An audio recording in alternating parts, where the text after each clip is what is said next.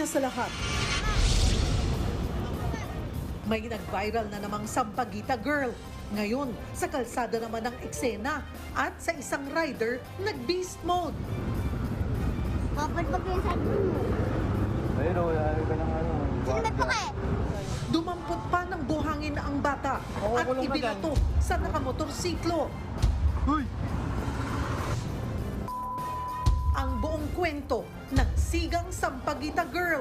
Abangan, maya-maya lang. Ngayong ika-25 araw ng Marso taong 2025. Senator Bato de la Rosa, tinanggalan daw ng police security sa Davao. Sinubukan na rin daw niyang mag-disguise sakaling ipahuli na rin siya ng ICC. Mga congressman at tatayong prosecutor, hiniling sa Senado na pasagutin si VP Sara sa articles of impeachment. News 5 Exclusive. Pang-hold up sa loob ng taxi, sa pool sa video. Taxi driver, hindi makapasada sa sobrang trauma. Isa pang sa pool sa video. Babaeng kumakain ng burger, inatake ng hold-upper. Ang babae namang ito, dukot ng dukot sa kanyang shorts. Si ate, hustler palang shoplifter. Heto pang dapat niyong abangan. Rider na naipit sa traffic, inatake ng pitbull na nakawala sa kotse. Sa Frontline Sports, Pinay tennis star na si Alex Iala umabante na sa quarterfinals ng Miami Open. At eto na nga, after 3 years, Gerald Anderson balik teleserye na mapanood dito sa TV5.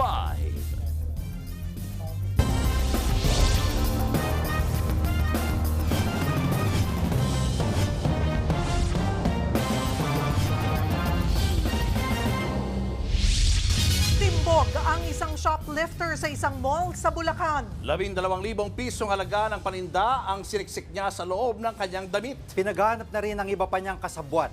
Nasa frontline ng balitang yan si Nina Umpauco. Halos walang humpay sa kakadukot ng mga paninda ang babaeng ito sa loob ng kanyang shorts. Ang lahat ng items na yan, ninakaw niya sa isang shopping mall. Pero bago pa man makalabas para ipuslit ang mga paninda, nabisto na ang kanyang modus. Ayon sa aming investigasyon, nagduda itong paikot-ikot itong babae na ating suspect na may mga kasama. Aabot sa 12 pisong halaga ng mga paninda ang nabawi sa 49 na taong gulang na shoplifter.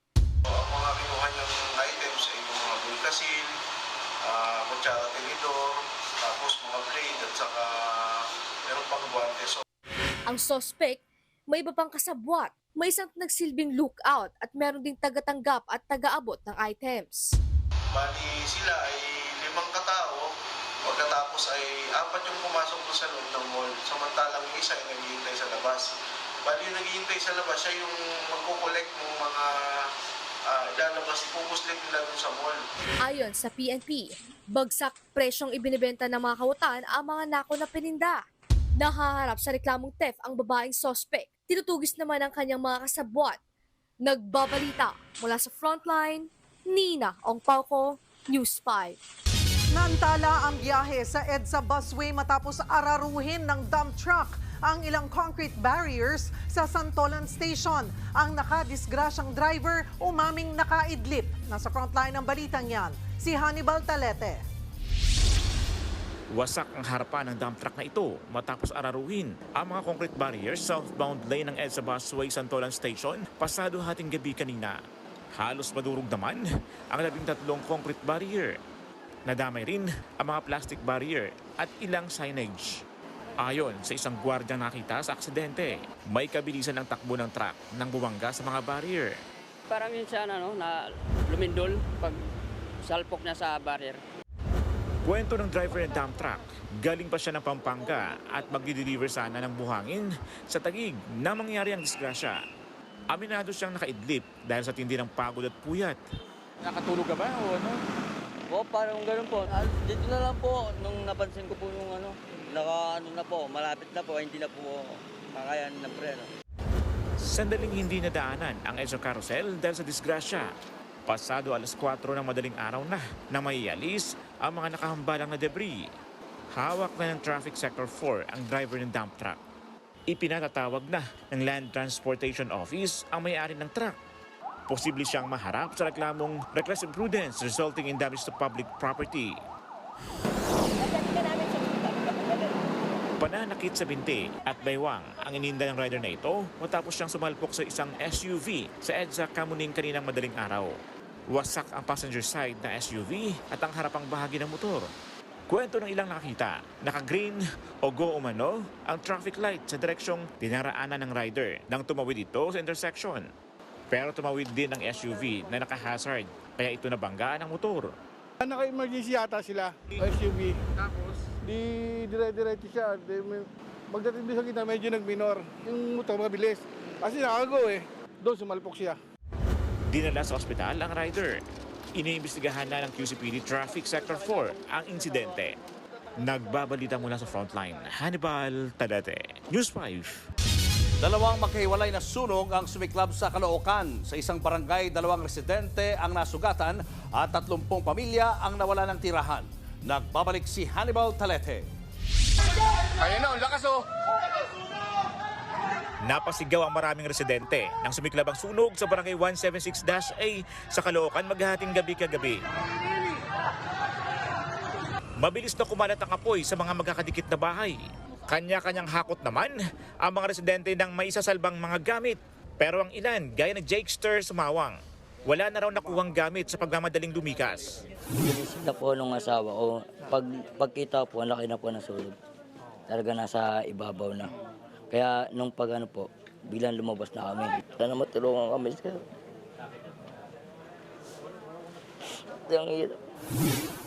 Tumagal ng higit 1.5 oras bago naapula ang sunog. Ayon sa barangay, 8 bahay ang natupok. Nasa 30 pamilya ang nawalan ng tirahan. 2 residente naman ang nasugatan, kabilang ng senior citizen na si Ernesto Bukog. Nalapnos ang kanyang katawan nang subukang apulahin ng apoy. Nakahiga ako. Ko na mainit na. Bumangon na lang ako. Pagtingin ko, ang laki na ng apoy. Pumapasok ko sa bahay ko. Tukoy na raw ng mga taga-barangay ang bahay na pinagmulan ng apoy. Pero tumakas daw ang may-ari ng bahay sa kasagsagan ng sunog. Inaalam pa rin kung ano ang pinagmulan ng apoy. Kawawa tong bahay na to, bagong gawa lang yan. Nagkasunog din sa barangay 167 sa Caloocan pa rin. Mag-aalas 9 ng gabi nang sumiklab ang sunog sa isang bahay. Naapula ito matapos ang halos 1 oras. Wala namang napaulat na nasaktan dahil nakalikas naman ang 14 na residente. Iniimbestigahan pa kung ano ang pinagmulan ng apoy. Pero ayon sa residente, bago ang sunog ay 2 beses na nag-fluctuate o patay-sindi ang supply ng kuryente sa kanilang bahay. Nagbabalita mula sa frontline, Hannibal Talete, News 5. Apektado na raw ng mga kumakalat na fake news si Pangulong Bongbong Marcos kaya ang palasyo pumalagnat may hamon sa mga madalas na nagkakalat ng maling impormasyon. Nasa frontline balitang yan si Maricela Lili. Trending ngayon ang larawang ito ni First Lady Liza Araneta Marcos habang kasama ang mga miyembro ng Asian Cultural Council sa Pangarap Clubhouse sa Malacanang nitong Sabado. Pero ang say ng ilang netizens, edited daw ang First Lady sa litrato. Noong 1 linggo pa maugong ang bali-balitang wala sa Pilipinas ang First Lady matapos umanong maaresto sa Amerika, bagay na ilang beses ng pinabulaanan ng palasyo. Pero pati ang family picture ng pamilya Marcos na pinost din ng First Lady noong linggo, hindi rin nakaligtas sa mga batikos. Birada rin ng bashers, mukhang phinotoshop din daw si Pangulong Marcos sa picture. Dahil sa dami ng comments na mukhang edited daw, tila napuno na rin ang Malacanang na may hamon sa mga duda sa litrato. Kung sila yung nagsasabing edited, i-prove nila na edited. Nandun po ba sila sa okasyon? Kasama po ba sila doon? Habang tumitindi ang tensyon sa politika, lalong nagiging talamak ang pagkalat ng fake news. Kaya naman mismo ang palasyo, aminado na apektado na rin si Pangulong Bongbong Marcos sa pagkalat ng mga maling impormasyon. Hindi to bago. Simula nang hindi naging maayos ang pagtingin ni VP Sara sa pamilya Marcos, nag-start na po ang fake news. Utos daw ng Pangulo sa Presidential Communications Office, labanan ang pagkalat ng maling impormasyon. Gaya na lang ng sinasabi ni Attorney Harry Roque sa kanyang Facebook Live na nag-asam daw noon ng posisyon sa gabinete ni dating Pangulong Duterte, si PBBM. Mabuti na lang, hindi talaga tinalaga. Pero talagang alam mo, sabi ng informante ko, yung Liza Araneta, galit na galit. Dahil hindi tinalaga ang Marcos Jr. bilang Secretary of Agriculture. Well, pasensya na po kayo, pero talagang ang galing ng judgment ni Presidente Duterte pagdating sa character. Alam niyang bulok ang Marcos, hindi lang ang senior, kundi pati ang junior. Sagot dito ng palasyo. Fake news? Fake news. Prove it. Nanawagan din si Roque ng people power laban sa administrasyon. Pero giit niya, hindi siya pwedeng kasuhan ng sedisyon dahil dito. Bagay na kinwestiyon din ng Malacanang. Peaceful gathering. For what? For what? Anong purpose? If they really for peace, why are they asking for the resignation of PBBM? Nagbabalita mula sa Frontline, Maricel Halili, News 5.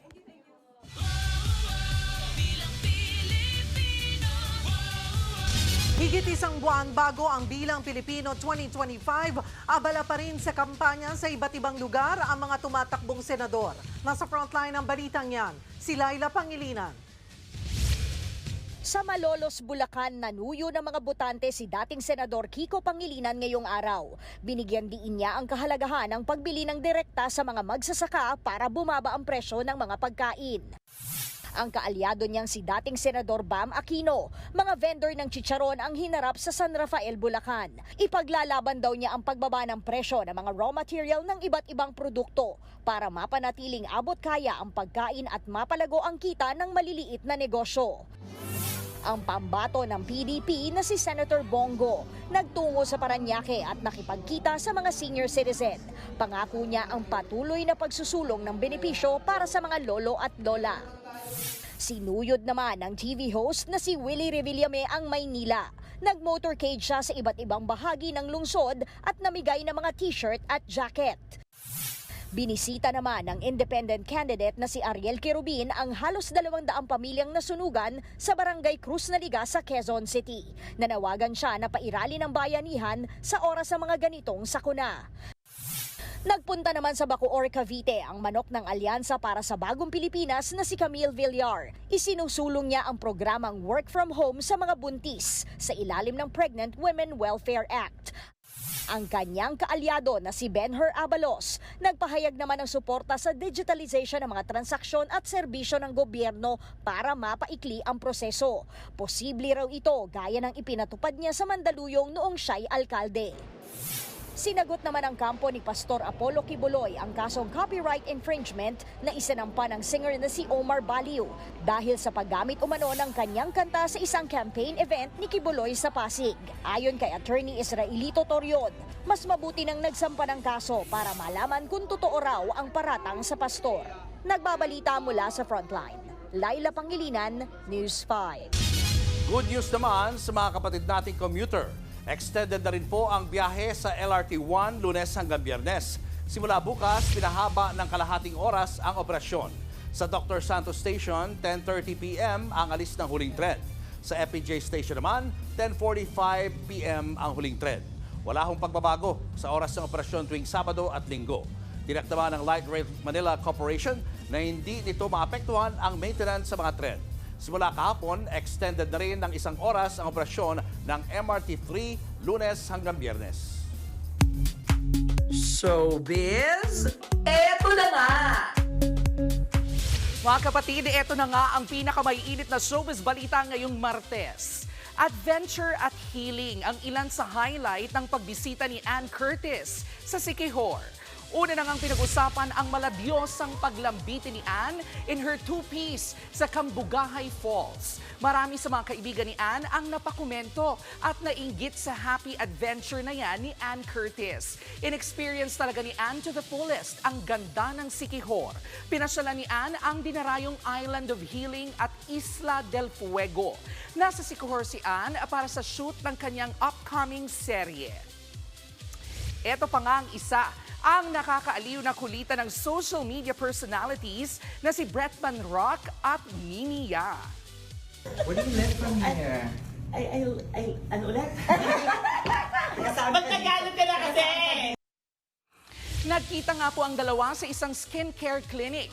Ipinost ni Mimi Ya ang happy meeting nila ni Bretman na nasa bansa simula pa nitong Marso. Nag-comment naman si Bretman sa post na yan ni Mimi saying, I miss you. Sagot naman ni Mimi Ya na miss niya rin si Bretman na tinawag pa niyang ate.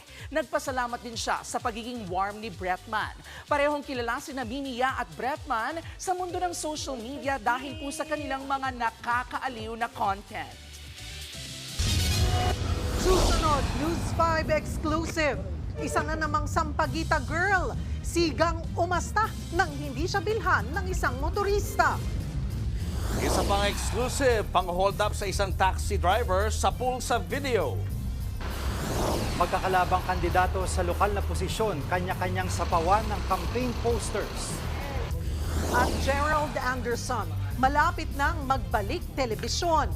Abangan ang lahat ng yan sa pagbabalik ng Frontline Pilipinas.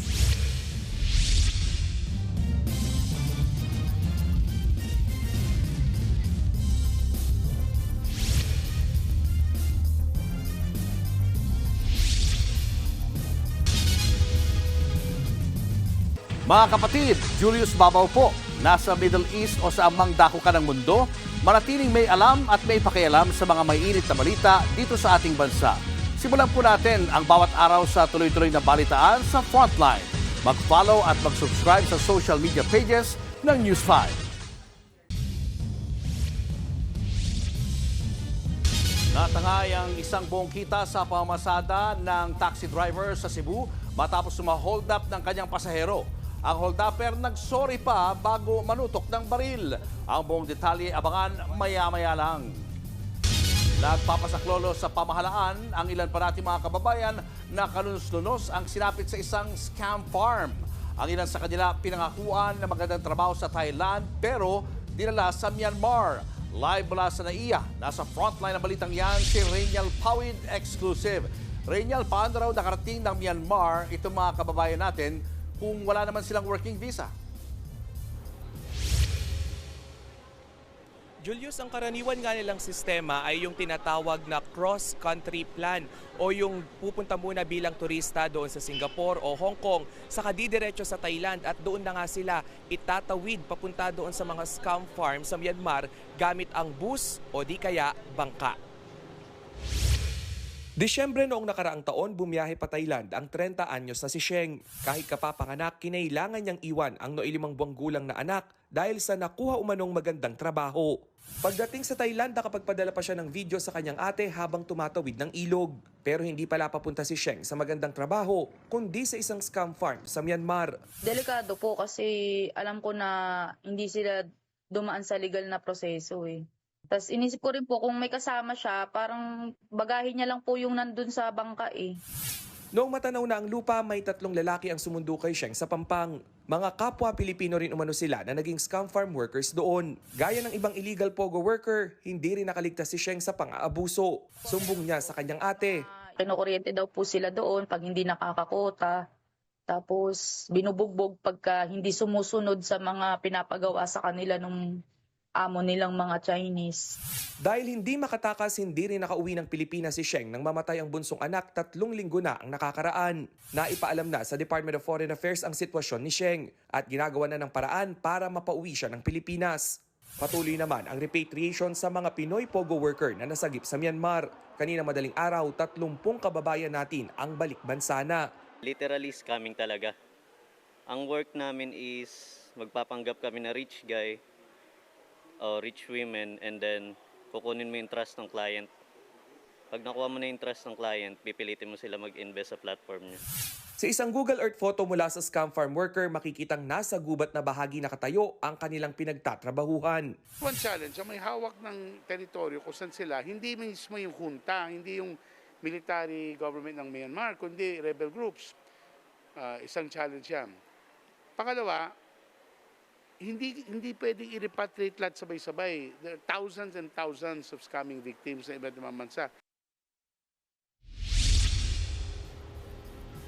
Julius, ngayong gabi nga ay kasama tayo doon sa mass repatriation nitong gobyerno kung saan 176 pa nating kababayan yung susunduin doon sa Bangkok, Thailand. Sa nakuha nating kumpirmasyon, ang kasama nga doon sa flight ay sina Senator Risa Ontiveros, o Administrator Ernel Ignacio at si Foreign Affairs Undersecretary Eduardo De Vega, at naglagay din sila ng isang doktor para tignan itong ilan sa ating mga kababayan na ilang linggo na o ilang buwan na nakaranas nga ng pang-aabuso doon sa kamay ng kanilang mga Chinese employer. Julius. Maraming salamat, Rainiel Pawid.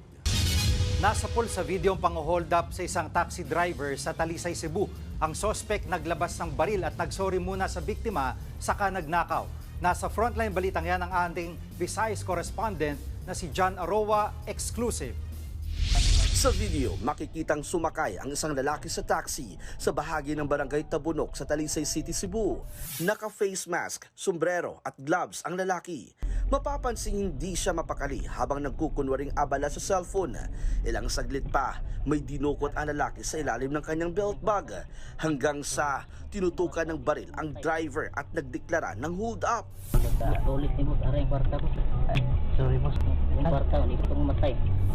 Matapos makuha ang pera, bumaba at umalis na rin ang suspect sa eksklusibong panayam ng News 5 sa biktima. Hindi pa rin daw siya makabiyahe dahil sa nangyari. Natakot talaga ako. Talagang ganun pag tinutukan ka ng baril.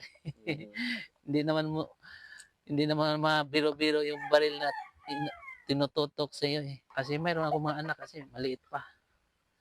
Natangay sa 46 anyos sa taxi driver ang 1,500 pesos nakita niya sa pamamasada. Tinutugis na ngayon ng mga otoridad ang suspect. Nagbabalita mula sa frontline, John Aroa, News 5 Visayas.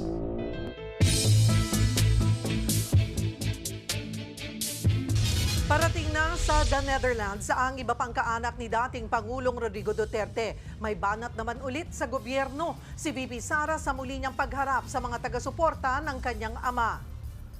Live mula sa The Hague, Netherlands, nasa frontline ng balitang yan si Jovi Francisco. Jovi, ano ang mga paghahanda sa pagdating ng iba pang miyembro ng Duterte family?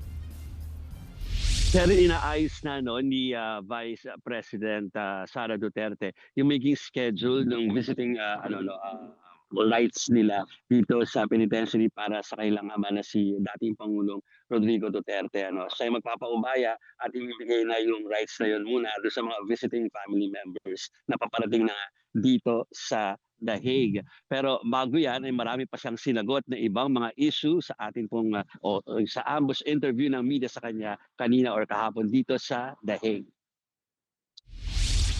Napakalamig maghapon sa The Hague pero hindi nagpatinag sa paghihintay sa labas ng Scheveningen Prison ang mga Duterte supporter.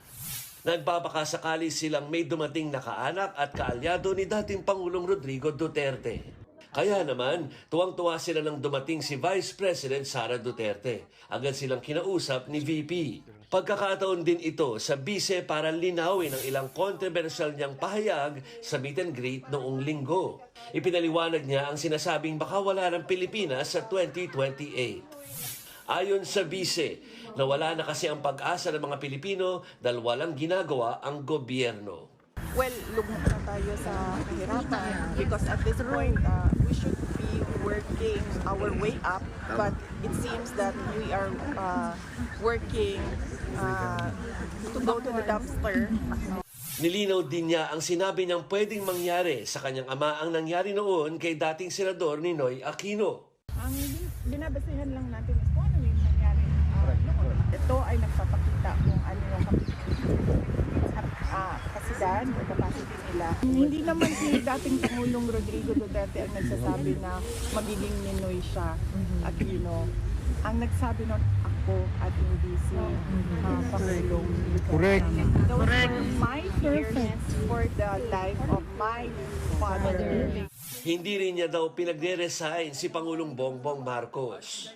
Wala akong sinasabi ever na magdapat mag-resign. Baka totoo kayo. Ang sinabi ko lang kahapon. Andun siya kahapon eh. Nananawagan Andun siya kahapon, si Maris. Bigyan nyo ng rason kung bakit yan ang panawagan ninyo sa kanila. And then I gave them example. Pero nang matanong kung handa ba siyang tumakbo sa pagkapangulo, Mahirap paasahin ang mga tao tapos alam mo namang hindi ka magtatagumpay sa kandidatura mo. So kailangan paniguraduhin na mananalo. Wala namang direktang sagot si VP Sara kung pwede pang ampunin si re-election ni Senator Amy Marcos matapos tila maetsapuera sa admin slate. Wala akong senator slate for this election. Ang merong senator slate is si Pangulong Rodrigo Duterte. And it's sad that this happened to Senator Amy Marcos. Pero I truly appreciate the fact that she opened a Senate inquiry on the illegal arrest of President Duterte. Mananatili sa Netherlands si VP Sara hanggat hindi pa kompleto at aprobado ang legal team ng kanyang ama. Pero malapit naman na raw siyang samahan dito ng inang si Elizabeth Zimmerman. Parating na rin ang common law wife ng dating Pangulo na si Hanilet Avancenia at anak nilang si Kitty. Sakto sa 80th birthday ni Digong sa March 28. Wala man kaming problema, kaming magkakapatid, wala man kaming problema. Yung mga nanay namin may problema. Pati ang palasyo, nauna na ring bumati ng happy birthday sa dating Pangulo. Kantahan natin ang happy birthday. Yun lang po. Siyempre birthday po yun. Kailangan po maging maligaya ang taong nag-birthday at wini-wish po natin siya ng happy birthday. At Cheryl, pinag-uusapan na rin lang yung birthday ng dating Pangulong Rodrigo Duterte sa dating na weekend.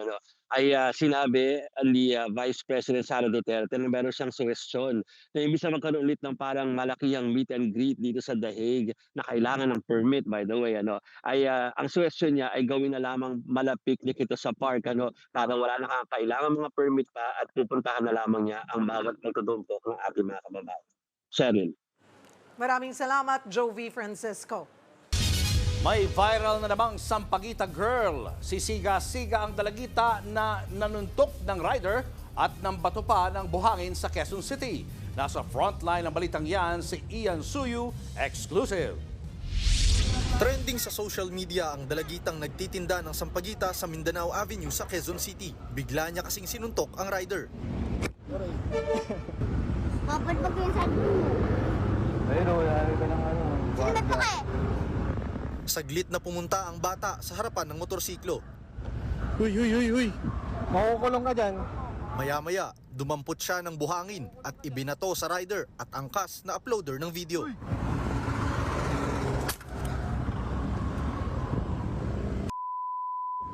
Ayon sa uploader, hindi sila bumili ng sampagita at hindi nabigyan ng limos ang bata kaya nanuntok at nambato ng buhangin. Hindi nakita sa video pero nandura pa raw ang sampagita vendor. Hindi na bagong senaryo sa kabaan ng Mindanao Avenue ang mga namamalimos, mapabata o matanda. Karamihan nga sa kanila, kung hindi nakasuot ng school uniform, ang iba nagbebenta ng sampagita o di kaya may dala namang placard. Ayon sa Barangay Bahay Toro, inireport na sa kanila ng mga concerned citizen ng insidente. 12 anyos ang sampagita vendor na nasa video na si Angel, hindi niya tunay na pangalan. Yung bata, nandun lang siguro, naiinip, kumuha ng paninda ng sampagita doon sa kabilang, yung mga nagtitinda na dati na nagtitinda rin na mga taga sa Uyo, namamalimos, nagtitinda ng sampagita. Minsan nasasagot din, minsan sa gulo. Sa pag-iikot ng News 5, nahanap namin ang kinaroroonan ng dalagita. Ayon sa kanyang ina, taliwas sa sinabi ng uploader, pinagtripan raw ng rider at angkas ang anak niya kaya ito pumalag. Nakaupo daw po siya doon sa bibato na yun, pinasinahan siya. Nag-aayos daw po siya ng sampagita. Ngayon, pinagtawanan daw po siya ng dalawa. Tumayo sa sinundan niya. Huli na po namin narinig yung sinabi siya ng Kuba at saka Badyaw. Doon ko na lang po siya narinig yung pagtawid namin. Gusto raw ng pamilya nila na makausap ang uploader ng video para ayusin ang gusot. Pinagbawalan na rin daw nilang magbenta sa kalsada si Angel. Ang DSWD naman nakikipagtulungan na sa Quezon City LGU para matulungan ang pamilya ng sampagita vendor at hindi na magtinda o mamalimos sa kalsada. Mahalaga iyan na malaman natin yung reason kung bakit the reason na nag-uudyok sa bata na pumunta sa lansangan at magbenta nga po. Kinakailangan i-address kasi natin yung root causes ng problema within the family. na nagre-resulta nga po sa gantong activity. Nagbabalita mula sa frontline, Ian Su, News 5. Nagalok na ng 2 milyong pisong pabuya ang Philippine National Police sa sinumang makapagtuturo sa mga salarin sa nangyaring pamamaril sa San Rafael, Bulacan. 3 nasawi sa insidente matapos paulanan ng bala ng mga armadong sospek ang isang SUV noong Biyernes. Kabilang sa mga nasawi ang dating consultant ng isang tumatakbong kongresista sa Bulacan. 7 iba pang sugatan sa pamamaril. Ayon sa PNP, politika ang isa sa tinitignan nilang anggulo sa krimen. Sumagi sa isipan ni Senator Bato de la Rosa ang magbalat kayo o mag-disguise sakaling ipaaresto siya ng ICC. Dagdag pangamba raw niya ang pagbawi raw ng PNP sa kanyang security detail. Nasa frontline ng balitang yan, si Mayan Los Baños. Kung kailan umuugong na susunod siyang ipaaresto ng International Criminal Court, doon naman daw binawian ng security detail si Senator Bato de la Rosa, partikular ang mga nagbabantay sa kanya sa Davao. Ayon kay de la Rosa, nakumpirma niya ito nang umuwi siya roon kahapon at hindi naabutan ang 2 pulis na palaging nagbabantay sa kanya. Gayunman, naiintindihan naman daw ito ni Bato. Nag-iingat ang mga commander nila. Yung mga unit commander ba, nag-iingat na hindi masilip. Hindi masilip na? Na may tao sila sa akin. Mainit man ang gobyerno sa akin, di ba? May hiwalay rin daw siyang security sa Maynila na galing din sa PNP. Pero wala pa raw impormasyon ang senador kung binawi na rin ito. Wala naman sinabi na dahil anytime pwede mo na sila i-recall. Matapos i-recall ang kanyang security detail, marami raw nag-apply na retiradong pulis at sundalo para mabantayan siya. Nasa 10 raw ang tinanggap niya sa mga nag-apply. Hindi naman daw nababahala si Senator De La Rosa para sa kanyang kaligtasan, lalo na tuwing nasa Davao siya dahil anya, home court niya doon at halos lahat kakilala niya. Hindi rin daw limitado ang kanyang kilos at tuloy siya sa pangampanya kahit sa labas ng Mindanao dahil wala pa naman daw inilalabas na warrant of arrest laban sa kanya. Sagot naman ng Malacanang tungkol sa pag-recall ng security detail ng senador. Nasaan po ba kasi si Senator Bato? Baka kasi po nawala po siya. So hindi naman pwedeng tumambay lamang po yung security nang wala po siya. Siguro po pagka siya yung nagpakita po, hindi naman po yan magiging problema. Pero giit ng PNP, fake news ang sinasabi ni De La Rosa na binawian siya ng security detail. Base raw yan sa impormasyon na binigay sa kanila ng Police Security and Protection Group o PSPG. Nang tanungin naman si De La Rosa kung susuko siang sakaling iparesto ng ICC, Kung hawak nila ng warrant of arrest na issued by local court, yan, pwede ako magparisto. Pero kung hawak na ng warrant of arrest ay galing sa ICC, hindi ako magparisto. hindi rin daw uubra kung mag-disguise o ibang anyo siya para makapagtago. Tinry ko, nag-cap-cap ako, nag-jacket ako, nag-mask ako. Nakita ko ng isang tao doon sa Bicol. Sabi sa akin nung tao nagbibinta doon sa Bicol ng kamuti, kilala kita. Si Bato ka. Si Bato ka. Sabi mo, wala, napatay na. Sa ngayon, wala raw balak lumabas ng bansa si De La Rosa. Kung magtataguman daw siya, dito lang sa Pilipinas. Pero ano raw ba ang gagawin ni Bato para hindi siya tuluyang maaresto? Kung sa tanga-tanga. Nagbabalita mula sa Frontline, Mayan Los Baños, News 5. Dapat nang sagutin ni Vice President Sara Duterte ang impeachment complaint laban sa kanya. Yan ang panawagan ng ilang kongresista na naghain ng motion sa Senado para pasagutin ang Vice Presidente. Nasa frontline ng balitang yan, si Marian Enriquez. Pinangunahan ni House Minority Leader Nonoy Libanan ang hanay ng House Prosecutors sa paghahain ng motion kay Senate President Cheese Escudero para ipag-utos na magsumite ng tugon si Vice President Sara Duterte sa Articles of Impeachment laban sa kanya sa loob ng 10 araw. Tinanggap ng Senado ang motion kaninang umaga. Pero base sa naunang inilabas na kalendaryo ng Senado, June 2 pa nakatakda ang presentation ng Articles of Impeachment habang June 4 ang pag-i-issue ng summons. Higit 2 buwan pa yan mula ngayon. Pero ayon sa mga House Prosecutor, June 4 is not 10 days. Napakalayo po niyan. Parang ginigising lang namin, ito yung rules ninyo po. Kung may power sila o wala, we are not pressuring. We are doing our job. Kasama ni Libanan sa paghahain ng entry with motion to issue summons sa Senado, ang kasamahang prosecutor na si One Rider Party List Representative Rog Gutierrez, Deputy Majority Leader Paulo Ortega at Assistant Majority Leader Jay Conghun. March 14 pa raw nila pinirmahan ng motion pero hindi lang muna ipinasa dahil ang buong akala nila nakabreak ang Senado. Apparently, nagkaroon po sila ng hearing last Thursday nung committee ni Senadora Amy. Ibig sabihin, nagtatrabaho pa rin po ang Senado.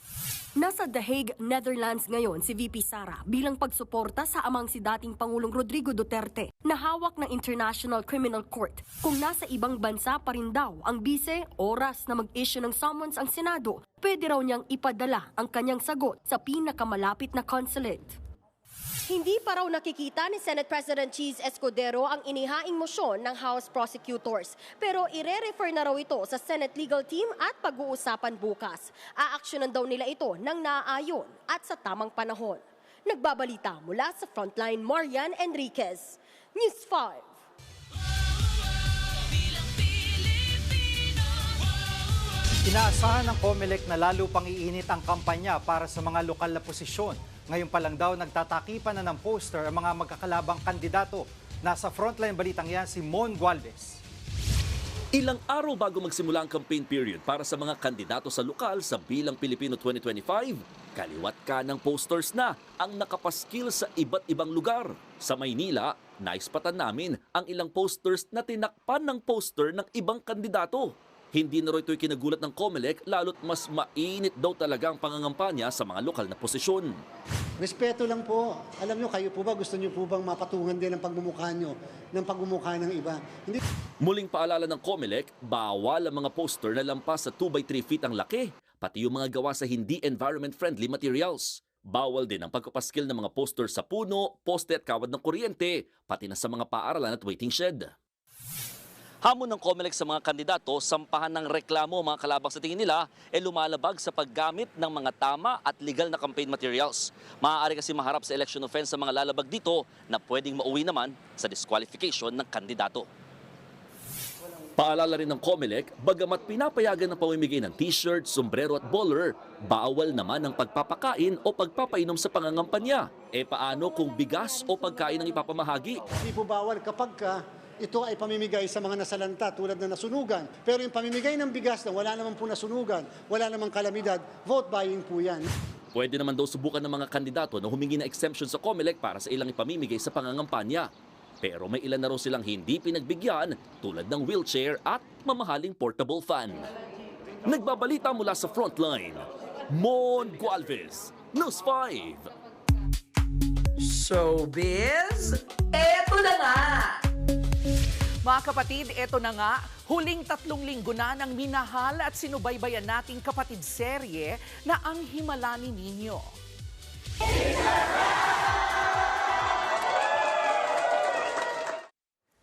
Bagamat natapos na ang huling taping ng programa, tuloy-tuloy pa rin namang mapapanood ang mga inspiring na kwento ng mga taga-Bukang Liwayway. Tuloy-tuloy lang na tumutok sa last 3 weeks dahil marami pa po tayong dapat abangan. Binabati rin natin si Zion Cruz, ang batang aktor na gumaganap bilang si Nino sa kanyang pagkakapanalo bilang Best Child Performer sa katatapos lang na Star Awards for TV. Eto pa nga, pagkatapos ng 3 taon na break sa showbiz, balik serye ang aktor na si Gerald Anderson. Very much hands-on nga raw si Gerald sa pagbuo ng serye dahil gusto niyang maging mas makatotohanan ito. Nasa Frontline na balitang yan, si MJ Marford. Yung kasalanan ba ng ama kailangan pagbayaran ng anak? Yes, kasi syempre dala mo yung dala mo yung last name ng tatay mo. If maayos ka ng tao, you will do your best to correct those wrongs or be a better man. Diyan iikot ang kwento sa comeback serye ng aktor na si Gerald Anderson, ang Sins of the Father. Ito ay under JRB Creative Production at directed by FM Reyes. Isang crime thriller mystery drama na iikot sa mga tema ng loyalty at redemption na susubok sa moralidad ng bida na si Samuel. Super excited. 3 years ako na hindi last show ko, so that's why I'm very grateful na ganitong show ang pagbabalik. Ang karakter dito ni Gerald ay anak ng isang scammer na dawit sa isang Ponzi scheme. Kahit fiction ang serye, very relevant at napapanahon ng issue. I really asked them and requested na let's make this as real as possible. Powerhouse ang cast with Tirso Cruz III, Jessie Mendiola, RK Bagatching, JC De Vera, Joko Diaz at Gerald Napoles. Ito rin ang comeback series ng Franceth at ng multi-awarded actress na si Shaina Magdayaw.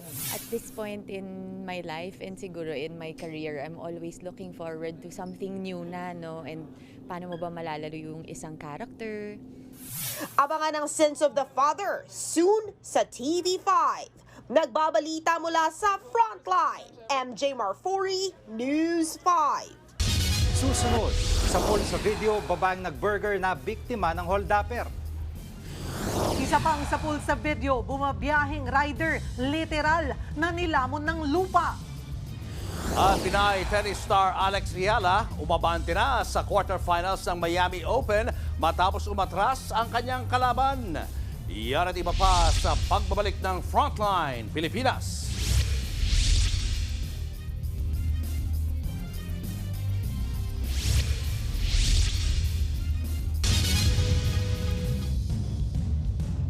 Mga kapatid, Julius Babaw po, nasa Middle East o saan mang dako ka ng mundo, manatiling may alam at may pakialam sa mga mainit na balita dito sa ating bansa.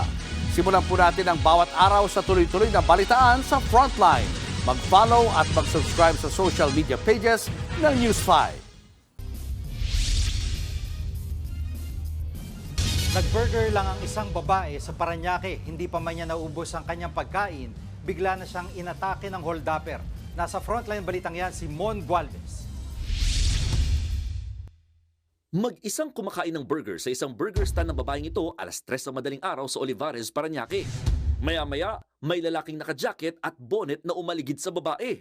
Hanggang sa biglang inakbayan ng lalaki ang babae at nagdeklara ng hold up. Hindi na nakapalagang biktima. Umalis ang holdupper nang makuha ang bag ng biktima. Nagulat din na nagtitinda ng burger at agad munang pinapasok ang babae sa tindahan. Ayon sa kapatid ng biktima, may dalang patalimang holdupper at inilapit sa tagiliran ng kanyang kapatid. Nagbabala pa raw ang holdupper sa biktima na huwag sisigaw kung ayaw masaksak.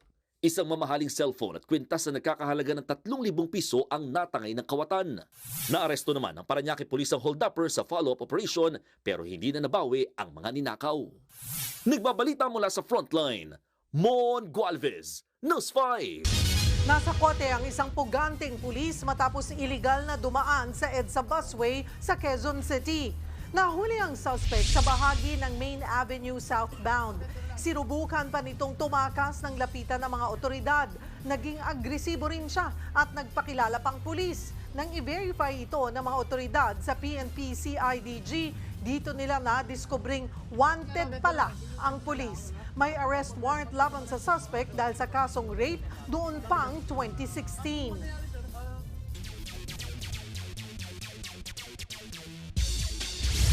May bago naman tayo mga kasama para sa latest updates sa Frontline ng Sports. Narito ang kapatid nating si Doreen Suay Baguio. Welcome sa Frontline Pilipinas, Doreen. Thank you so much, Julius. Umabante pa si Pinay tennis sensation Alex Ayala sa Miami Open. Nakapasok si Alex sa quarterfinals ng torneo. Yan ay matapos mag-back out ang makakalaban niya sana na si former world number 2 Paula Badosa dahil sa back injury. Mas mabigat naman ang sunod na makakalaban ni Alex, ang current world number 2 na si Iga Swiatek. First time makakaharap ni Alex si Iga na may hawak ng 5 Grand Slam titles. Bago nito, 2 kilalang tennis players na rin ang na-upset ni Alex sa Miami Open. Una ay si Jelena Ostapenko ng Latvia at ikalawa naman si Madison Keys ng Amerika. Huwag kayong aalis, may sports news pa tayo mamaya. Susunod, 3 sasakyan nagkarambola sa Quezon, 7 ang sugatan.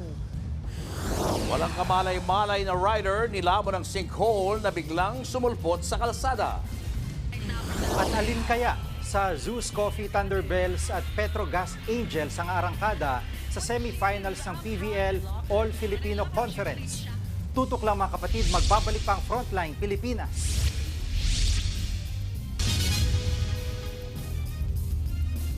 Mga kapatid, Jig Manikad po, nasa Middle East o saan mang dako ka ng mundo manatiling may alam at may pakialam sa mga mainit na balita dito sa ating bansa. Simulan natin ang bawat araw sa tuloy-tuloy na balitaan sa Frontline. Mag-follow at mag-subscribe sa social media pages ng News 5.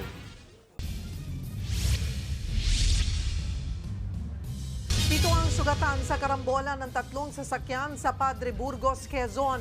Base sa investigasyon, mabilis ang takbo ng isang patrol vehicle. Nawalan daw ito ng control kaya kinain nito ang kabilang linya hanggang sa sumalpok sa isang van at tricycle. Naipit ang parehong driver ng patrol vehicle at van habang sugatan din ang nagmamaneho ng tricycle.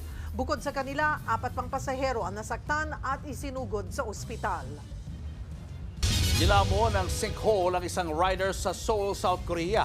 Ang disgrasya sa pulsa video. Sa kuha ng dashcam, makikitang bigla na lang gumuho ang kalsada at nilamon ang isang nakamotorsiklo. Maswerte naman nakaligtas ang isang puting kotse. Ayon sa motoridad, mahigit 18 oras ang search and rescue operation para sa nawalang rider. Natagpuan siyang wala ng buhay sa lalim na mahigit 100 talampakan. Iniimbestigahan pa ang sanhi ng sinkhole. Isang bangka lumubog sa Davao City. Ayon sa Philippine Coast Guard, Biyernes ang masiraan ng makina sa laot ang bangka. Hinampas ito ng malalakas na alon hanggang sa lumubog. Hindi bababa sa 19 na pasahero ang nasagip. Dinala sila sa Pampang at nilapatan ng paunang Lunas. Wala namang nasawi.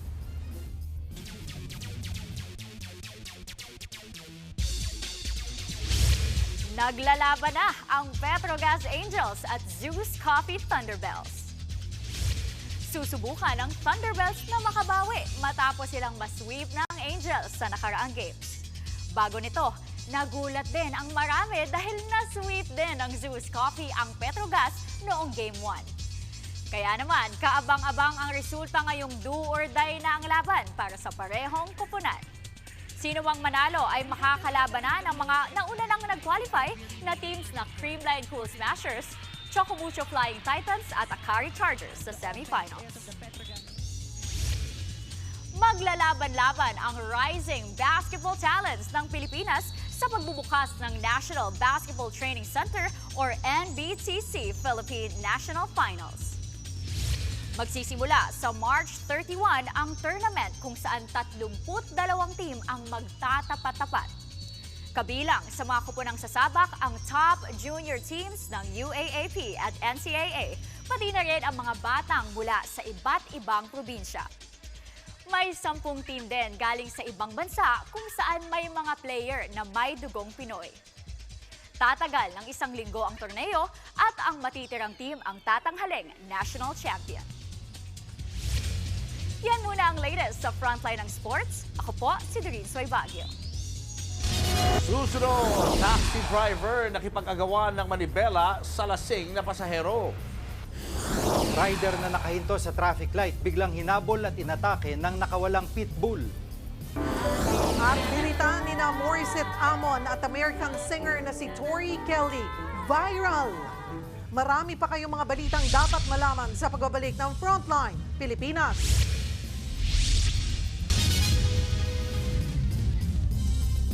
Mga kapatid, Jig Manikad po, nasa Middle East o saan mang dako ka ng mundo manatiling may alam at may pakialam sa mga mainit na balita dito sa ating bansa. Simulan natin ang bawat araw sa tuloy-tuloy na balitaan sa Frontline. Mag-follow at mag-subscribe sa social media pages ng News 5. Nakagawan sa Manibela ang taxi driver at kanyang lasing na pasahero sa bansang Belarus na uwian sa disgrasya. Kita pa sa video ang panggugulo ng babaeng pasahero sa driver. Maya-maya, umuga ang kotse at halos tumilapon ang mga sakay. At sa puntong yan, sumirko na pala ang taxi sa kalsada. Wala naman nasaktan. Inaresto rin ang lasing na pasahero. Nauwi sa trahedya ang isang fiesta sa India matapos gumuho ang isang napakataas na karwaheng kasama sa parada. Sa pulsa video ang prosesyon ng mga deboto habang katabi ang temple chariot ng may taas na 150 feet o katumbas ng 15 palapag na gusali. Maya-maya, bigla itong gumewang-gewang at bumagsak sa mga deboto. Isa ang nasawi habang 4 naman ang nasugatan. Nawasak din ang ilang sasakyan. Ayon sa organizer, malakas ang hangin kaya bumagsak ang chariot. Pero ayon sa mga otoridad, hindi matibay ang disenyo ng karwahe. Iniimbestigahan na kung sino ang dapat managot sa trahedya. Ilang buwan bagong bilang Pilipino 2025, ano-ano nga ba ang mga petsa at aktibidad na dapat tandaan ng mga botante? Panoorin po natin ito. Bilang Pilipino, bilang Pilipino. Narito ang mahalagang petsa na kailangan niyong tandaan para sa May 2025 elections. Opisyal na nagsimula ang election period na umpisa rin ng gun ban. Maigpit na pinagbabawal ang pagdadala ng baril sa pampublikong lugar mula January 12 hanggang June 11, 2025. February 11, pinayagan ng mga kampanya ang mga tatakbo sa pagkasenador at party list. March 28 naman, pwede na maglabas ng campaign materials at mga kampanya ang mga tatakbong representative para sa bawat distrito. Pati na mga kandidato sa lokal na posisyon tulad ng governor, vice governor, mayor, vice mayor at sa sangguniang panlunsod. April 13, magaganap ang overseas voting, bibigyan sila ng 30 araw upang makaboto na magtatapos sa May 12, 2025. April 28 ang absentee voting. Ang absentee voters ay kinabibilangan ng mga opisyal at kawani ng gobyerno at mga miyembro ng media na hindi makakaboto sa mismong araw ng eleksyon. 3 araw ang inilaan para sa absentee voting na magtatapos sa April 30. Pero tandaan, kailangan nakapagsumiti ka ng registration form para makonsiderang absentee voter. Pagsapit naman ng May 10, pinagbabawal ng anumang uri ng kampanya. May 11 ang liquor ban hanggang araw mismo ng halalan. Pinagbabawal ang pagbebenta at pag-inom ng alak. At ang pinaka-importante, huwag nating kalimutan na sa May 12 ang nakatakdang araw ng halalan para sa lokal at ilang national na posisyon sa pamahalaan. Ngayong alam nyo na mga mahalagang petsa para sa halalan 2025. Mark your calendars at vote wisely mga kapatid. Susunod, rider na gulantang nang bigla siyang habulin at sakmalin ng pitbull. At unexpected duet ni na Asia's Phoenix Morissette at American singer-songwriter Tori Kelly nagpa-wow ng netizens. Tuloy-tuloy pa makabuluhang balitaan sa pagbabalik ng Frontline Pilipinas.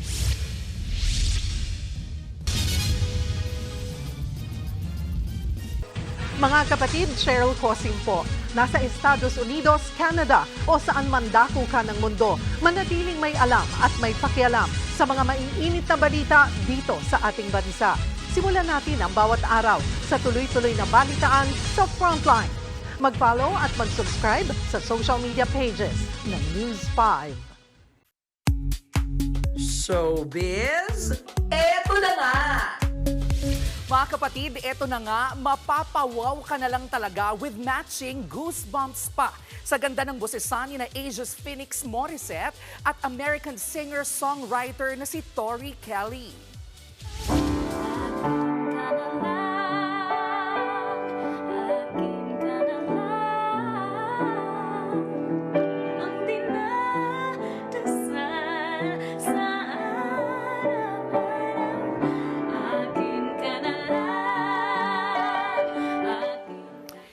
In Tagalog, flawless ang pagkakakanta ni Tori sa hit song na yan ni Morissette na Akin Ka Na Lang.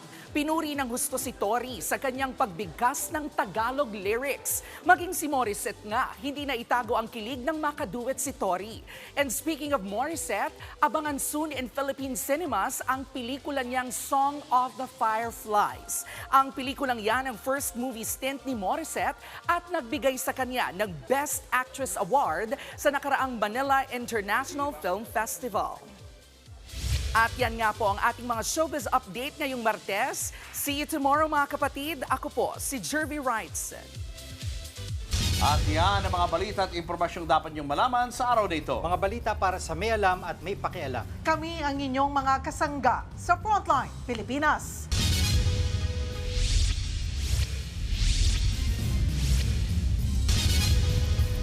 Mga kapatid, Cheryl Cosim po. Nasa Estados Unidos, Canada o saan mang dako ka ng mundo, manatiling may alam at may pakialam sa mga mainit na balita dito sa ating bansa.